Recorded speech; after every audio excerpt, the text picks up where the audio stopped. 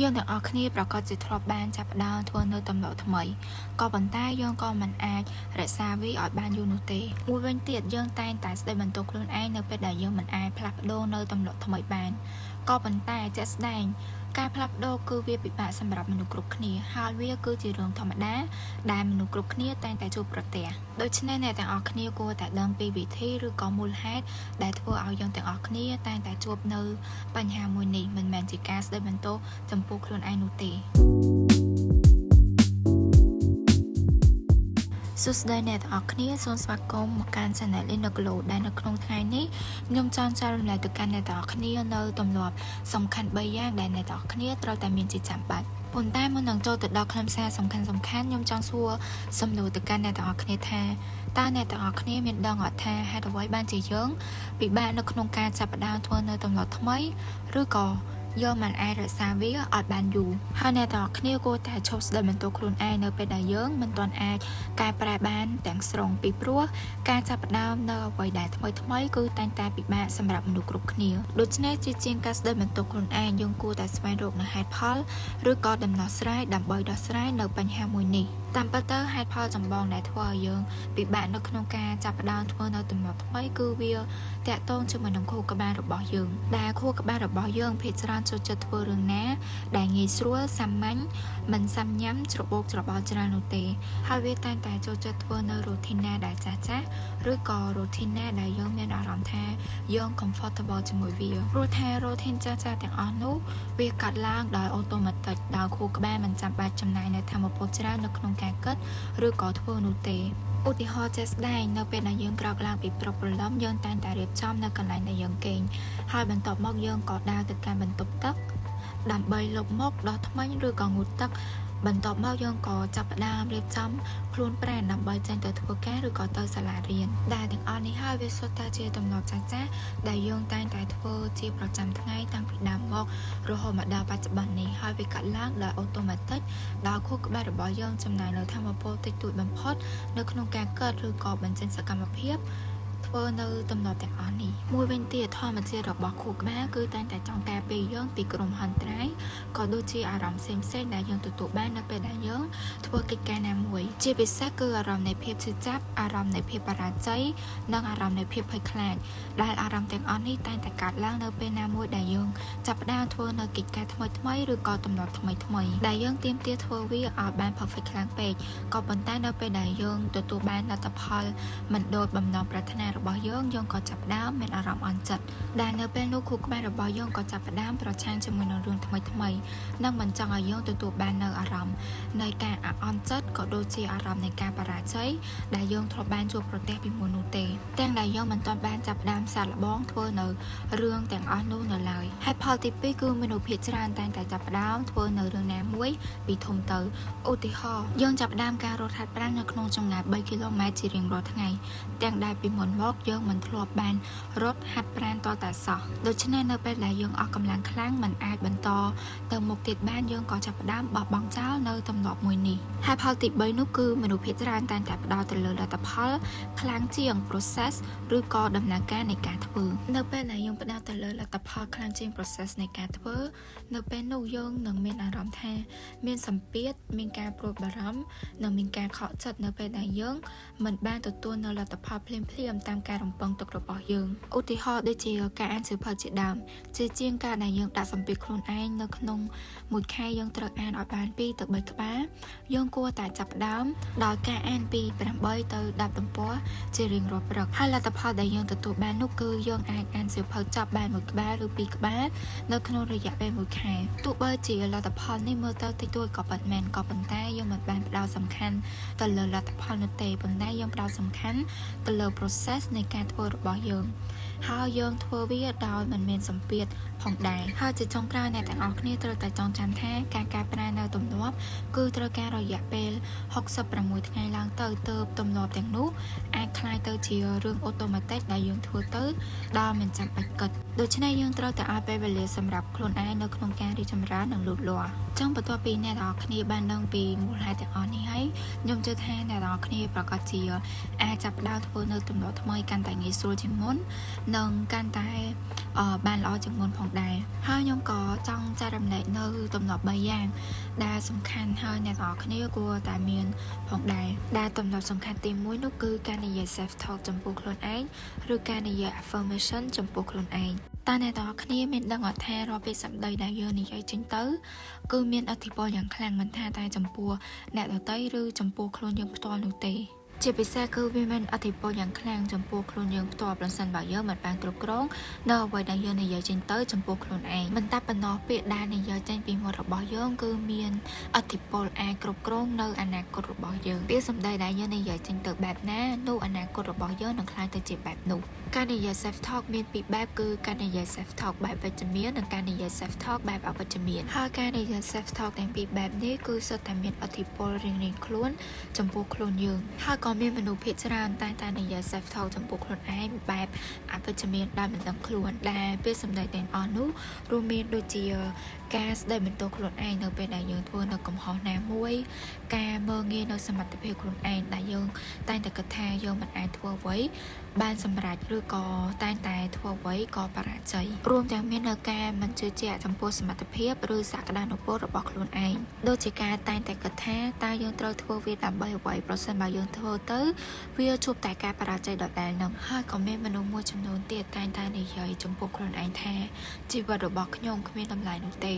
ខ្ញុំមិនស័ក្តិសមនឹងទទួលបាននូវសេចក្តីសុខឬសុភមង្គលនោះទេដែលពាក្យទាំងអស់នេះនៅពេលណាដែលយើងនិយាយជារឿយៗចំពោះខ្លួនឯង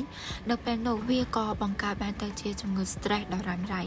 មិនតែប៉ុណ្ណោះទាំងសុខភាពផ្លូវចិត្តនិងសុខភាពផ្លូវកាយរបស់យើងក៏កាន់តែលំបាកទៅពីមួយថ្ងៃទៅមួយថ្ងៃជានេះទៅទៀតនោះគឺវាធ្វើឲ្យមានការកើនឡើងនៅ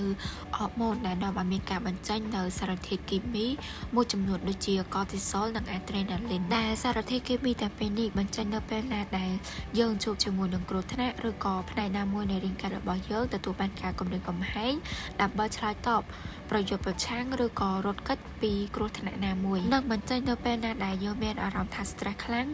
និងមានការព្រួយបារម្ភចំពោះបញ្ហាណាមួយដែលសារធាតុគីមីទាំងពីរនេះធ្វើឲ្យចង្វាក់បេះដូងរបស់យើងកើនឡើងសម្ពាធឈាមខ្ពស់ជាតិស្ករនៅក្នុងឈាមកើនឡើងប្រព័ន្ធភាពស៊ាំនិងប្រព័ន្ធរំលាយអាហារចុះខ្សោយភាពតានតឹងក៏ជាមូលហេតុចម្បងដែលធ្វើឲ្យកោសិការបស់យើងឆាប់ចាស់ផងដែរនៅពេលណាដែលកោសិការបស់យើងឆាប់ចាស់នៅពេលនោះអាយុកាលនៃការរស់រានមានជីវិតរបស់យើងក៏កាន់តែខ្លីទៅផងដែររីឯសុខភាពផ្លូវចិត្តរបស់យើងក៏កាន់តែទន់ខ្សោយផងដែរដែលវាអាចបង្កឲ្យយើងកើតនៅជំងឺបាក់ទឹកចិត្តជំងឺថប់បារម្ភបាត់បង់នៅជំនឿជាក់ចំពោះសមត្ថភាពនិងសក្តានុពលរបស់ខ្លួនឯងព្រមទាំងបាត់បង់នៅភាពអត់ធ្មត់នៅក្នុងការយកឈ្នះនៅឧបសគ្គផ្សេងៗដូច្នេះប្រសិនបើអ្នកទាំងគ្នាមិនបានគ្រប់គ្រងនៅអ្វីដែលខ្លួនបាននិយាយចំពោះខ្លួនឯងនោះទេនៅពេលនោះអនាគតរបស់អ្នកទាំងអស់គ្នានឹងក្លាយទៅជាបែបនោះតាមពាក្យសម្ដីដែលអ្នកទាំងអស់គ្នាបាននិយាយចេញទៅចំពោះខ្លួនឯងហើយយើងគួរតែកែប្រែនៅពាក្យសម្ដីអវិជ្ជមានទាំងអស់នោះឲ្យក្លាយទៅជាពាក្យសម្ដីវិជ្ជមានឧទាហរណ៍ដូចជាខ្ញុំធ្វើមិនបានទេយើងត្រូវប្រែក្លាយវាទៅជាខ្ញុំនឹងសាកល្បងធ្វើវាឬក៏ការងារមួយនេះពិបាកខ្លាំងណាស់យើងអាចប្រែក្លាយវាទៅជាខ្ញុំនឹងសាកល្បងធ្វើវាម្ដងទៀតឬក៏ការនិយាយថាខ្ញុំបានបង្កើតកំហុសហើយប្រែក្លាយទៅជាកំហុសជាមេរៀនរបស់ពិសោធន៍ដែលធ្វើឲ្យខ្ញុំមានភាពរីកចម្រើនដែលពាក្យសម្ដីវិជ្ជមានទាំងអស់នេះពិតជាមានសារៈសំខាន់ណាស់ចំពោះមនុស្សគ្រប់គ្នាហើយក៏មានអត្តពលិកនិងបុគ្គលល្បីៗជាច្រើនដែលតែងតែប្រើប្រាស់នៅពាក្យ affirmation ឬ self talk បែបវិជ្ជមានចំពោះខ្លួនឯងដើម្បីកែប្រែខ្លួនឯងឲ្យក្លាយទៅជាមនុស្សថ្មីក្លាយទៅជាមនុស្សជោគជ័យនិងដើម្បីយកឈ្នះនៅឧបសគ្គផ្សេងៗរីឯទម្លាប់សំខាន់ទី2នោះគឺការដឹងគុណចំពោះខ្លួនឯងតើអ្នកទាំងអស់គ្នាដែលមានអារម្មណ៍ដឹងគុណចំពោះខ្លួនឯងដែរឬអត់តែដែលរាងកាយរបស់យើងខិតខំបំពេញតួនាទីរបស់ខ្លួនពីមួយថ្ងៃទៅមួយថ្ងៃដោយនឿយហត់លំបាកយ៉ាងខ្លាំងហើយខ្ញុំជឿថាអ្នកទាំងអស់គ្នាប្រកាសជាបានធ្លាប់ឮនៅពាក្យមួយឃ្លាដែលគេតែងតែនិយាយថាស្រឡាញ់ខ្លួនឯងមុននឹងស្រឡាញ់អ្នកដទៃប៉ុន្តែការស្រឡាញ់ខ្លួនឯងមិនមែនត្រឹមតែជាការស្រឡាញ់នៅរូបរាងខាងក្រៅរបស់ខ្លួនឯងនោះទេប៉ុន្តែជាការស្រឡាញ់នៅចិត្តគំនិតចេញពីខាងក្នុងរបស់ខ្លួនឯងហើយការអរគុណដល់អ្វីៗដែលខ្លួនឯងមានជាផ្នែកមួយនៃការស្រឡាញ់ខ្លួនឯងការអរគុណចំពោះខ្លួនឯងជាការទទួលស្គាល់នៅអ្វីៗដែលខ្លួនឯងមានជាការទទួលស្គាល់នៅភាពស្រស់ស្អាត នៃចិត្តគំនិតខាងក្នុងរបស់ខ្លួនឯងជាការទទួលស្គាល់នៅជំនាញទេពកោសល្យព្រមទាំងសមិទ្ធផល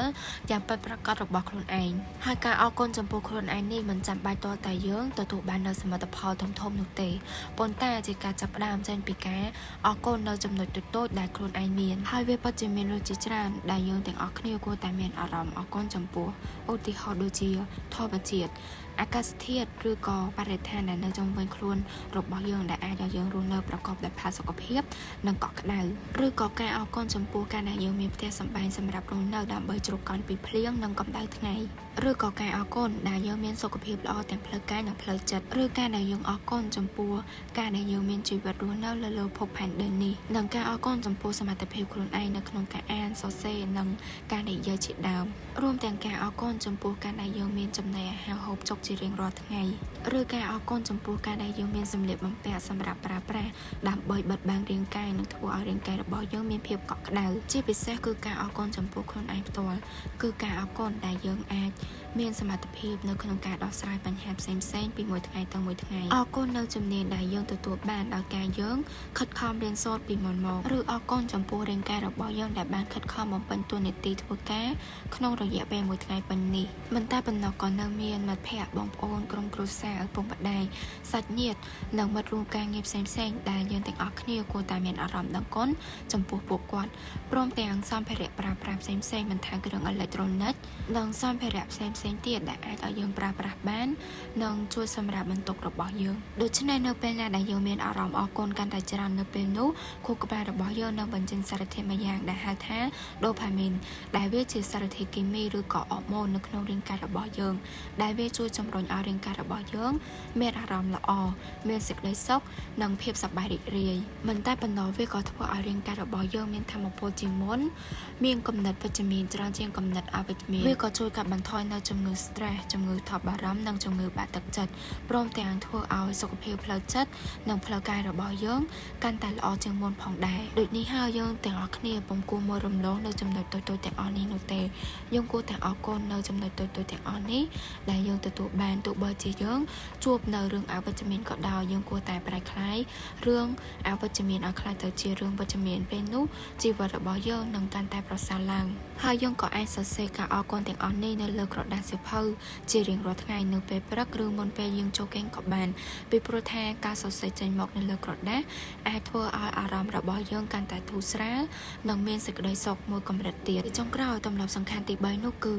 យើងមិនចាំបាច់ប្រើប្រាស់អារម្មណ៍ច្រើនពេកនៅក្នុងការធ្វើកិច្ចការអ្វីមួយនោះទេនៅក្នុងន័យនេះគឺខ្ញុំចង់ឲ្យអ្នកទាំងអស់គ្នាមិនចាប់បាច់ប្រើពាក្យថាចាំនៅក្នុងការសម្រេចចិត្តធ្វើអ្វីមួយនោះទេតែពាក្យថាចាំនេះវាគឺជាលេសពន្យាពេលមួយដែលតែងតែខាត់ខាំងយើងមិនឲ្យធ្វើការសម្រេចចិត្តនៅក្នុងការធ្វើកិច្ចការផ្សេងៗឲ្យបានទាន់ពេលវេលាហើយការមិនព្រមសម្រេចចិត្តនៅក្នុងការធ្វើកិច្ចការអ្វីមួយឲ្យបានទាន់ពេលវេលាគឺជាហេតុផលមួយក្នុងចំណោមហេតុផលផ្សេងៗដែលធ្វើឲ្យយើងជួបនៅការបរាជ័យតែអ្នកទាំងអស់គ្នាមានដឹងអត់ថាមូលហេតុអ្វីបានជាយើងទាំងអស់គ្នាចូលចិត្តប្រើលេសពន្យាពេលនៅក្នុងការធ្វើកិច្ចការអ្វីមួយតាមពិតទៅការដែលយើងតែងតែពន្យាពេលនៅក្នុងការធ្វើកិច្ចការអ្វីមួយហ្នឹងកើតឡើងមិនមែនដោយសារតែយើងមានភាពខ្ជិលច្រអូសនោះទេក៏ប៉ុន្តែវាកើតឡើងដោយសារតែយើងបរាជ័យនៅក្នុងការគ្រប់គ្រងអារម្មណ៍របស់យើងជាក់ស្ដែងនៅក្នុងខួរក្បាលរបស់យើងគឺមាននៅ inner voice មួយដែល inner voice មួយហ្នឹងវាតែងតែលេចឡើងនៅពេលណាមួយដែលយើងសម្រេចចិត្តនៅក្នុងការសាកល្បងធ្វើនៅកិច្ចការថ្មីៗចឹងដោយដែលខ្ញុំបានប្រាប់អ្នកនរគ្នាពីខាងដើមចឹងថាខួរក្បាលរបស់យើងអត់ចូលចិត្តនៅរឿងដែលស្មុគស្មាញសាំញ៉ាំច្រើននោះទេគឺវាតែងតែចូលចិត្តនៅភាពសប្បាយរីករាយចូលចិត្តរក្សានៅធម៌ពលហើយវាក៏ជួយការពារយើងពីអារម្មណ៍អវិជ្ជមានផ្សេងៗដូចជាអារម្មណ៍នៃភាពបរាជ័យឬអារម្មណ៍នៃការខកចិត្តជាដើមមូលហេតុមួយទៀតដែលធ្វើឲ្យយើងតែងតែពន្យាពេលនោះគឺការកិច្ចវេះពីអារម្មណ៍យើងមិនមែនរត់កិច្ចចេញពីភារកិច្ចនោះទេក៏ប៉ុន្តែយើងរត់កិច្ចចេញពីអារម្មណ៍អវិជ្ជមានដូចជា stress ការព្រួយបារម្ភភាពអផ្សុកការភ័យខ្លាចដូចជាការភ័យខ្លាចនឹងការបរាជ័យឬទទួលបានការវិនិច្ឆ័យពីអ្នកដទៃចំណុចមួយទៀតនោះគឺមនុស្សភាគច្រើនតែងតែចង់បានអ្វីឲ្យបានល្អ perfect ខ្លាំងពេកនៅពេលណាដែលយើងតែងតែចង់បានឲ្យលទ្ធផល perfect ខ្លាំងពេកនៅពេលនោះខួរក្បាលរបស់យើងនឹងគិតថា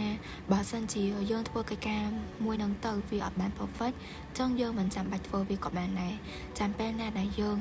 បាន perfect តាមយើងធ្វើក៏មិនយឺតពេកដែររីឯការភ័យខ្លាចក៏ជាចំណែកមួយនៃការពន្យា ពេលដែរគឺយើងភ័យខ្លាចនៅក្នុងភាពបរាជ័យខ្លាចនៅក្នុងការកសាងកំហុសឬខ្លាចនៅក្នុងការទទួលបាននូវការវិនិច្ឆ័យពីអ្នកដទៃដោយសារតែយើងធ្វើនៅកិច្ចការនោះមិនបានល្អដូច្នេះដើម្បីជៀសវាងចេញពីការពន្យាពេលទីមួយនោះគឺយើងត្រូវតែបែងចែកនៅការងារដែលយើងត្រូវតែធ្វើដូចជាបែងចែកការងារឲ្យទៅជាជំហានឬបែងចែកនៅការងារណាដែលធំទុកមួយឡែកនិងការងារដែលតូចទុកមួយឡែកហើយចាប់ផ្ដើមធ្វើការងារតូចណាដែលប្រើរយៈពេលខ្លីមុនបន្ទាប់មកសឹមទៅធ្វើការងារដែលធំត្រូវចំណាយពេលវេលាយូរចំណុចទី2នោះគឺយើងមិនចាំបាច់តតែឲ្យកិច្ចការរបស់យើងទទួលបាននៅលទ្ធផល perfect ខ្លាំងពេកនោះទេនៅពេលដែលយើងភ័យខ្លាចនៅក្នុងការបង្កើតកំហុសនៅពេលនោះយើងនឹងមិនទទួលបាននៅការរីកចម្រើននោះទេព្រោះថាកំហុសបានប្រាប់យើងថាការដែលយើងដើរនៅលើផ្លូវនេះគឺវាមិនត្រឹមត្រូវនោះទេដូច្នេះយើងគួរតែជៀសវាងនៅថ្ងៃក្រោយនិងស្វែងរកនៅវិធីឬដំណោះស្រាយថ្មី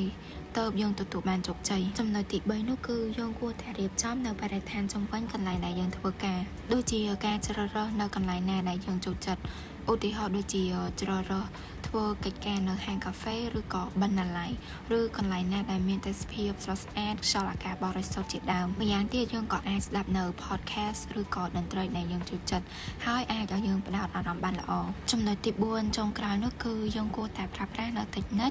ការគ្រប់គ្រងពេលវេលាដូចជាការដែលយើងប្រើប្រាស់រយៈពេល25នាទីទៅ30នាទីដើម្បីធ្វើការបន្ទាប់មកយើងក៏ប្រើប្រាស់ពេលវេលា5ទៅ6នាទីដើម្បីសម្រាកដែលយើងអាចអង្គុយដកដង្ហើមចេញចូលស្រូបយកខ្យល់អាកាសឬក៏អាចដើរជុំវិញកន្លែងដែលយើងធ្វើការប៉ុន្តែយើងមិនគួរប្រើប្រាស់ទូរស័ព្ទនោះទេពីព្រោះទូរស័ព្ទវាគឺជាគ្រឿងរំខានมันអាចឲ្យយើងផ្ដោតអារម្មណ៍បានល្អនោះទេសរុបមកវិញទម្លាប់ទាំង3យ៉ាងដែលអ្នកទាំងអស់គ្នាគួរតែមាននោះគឺទី1ការនិយាយ self talk ចំពោះខ្លួនឯងឬការនិយាយ affirmation ទម្លាប់ទី2នោះគឺការអរគុណចំពោះអ្វីៗគ្រប់យ៉ាងដែលយើងមានឬអ្វីៗដែលយើងទទួលបានហើយទម្លាប់ចុងក្រោយទី3នោះគឺការបញ្ឈប់នៅការពន្យាពេលហើយជាចុងក្រោយយើងទាំងអស់គ្នាត្រូវតែចងចាំថាគ្មានការជោគជ័យណាកើតចេញពីការដែលយើងធ្វើនៅទម្លាប់ធំនោះទេក៏ប៉ុន្តែវាចាប់ផ្ដើមចេញពីការដែលយើងធ្វើនៅទម្លាប់តូចៗជាប្រចាំថ្ងៃហើយក៏គ្មានការជោគជ័យណាកើតឡើងដោយភ្លាមនោះទេគឺវាត្រូវការពេលវេលាដូច្នេះយើងត្រូវតែឲ្យពេលវេលាខ្លួនឯងសម្រាប់អភិវឌ្ឍនិងរីកចម្រើនមិនត្រូវបង្ខំពេលវេលានៅខ្លួនឯងពេកនោះទេហើយយើងក៏មិនចាំបាច់ប្រៀបធៀបខ្លួនឯងជាមួយអ្នកដទៃនោះដែរយើងរស់នៅបែបជីវិតរស់នៅរបស់យើង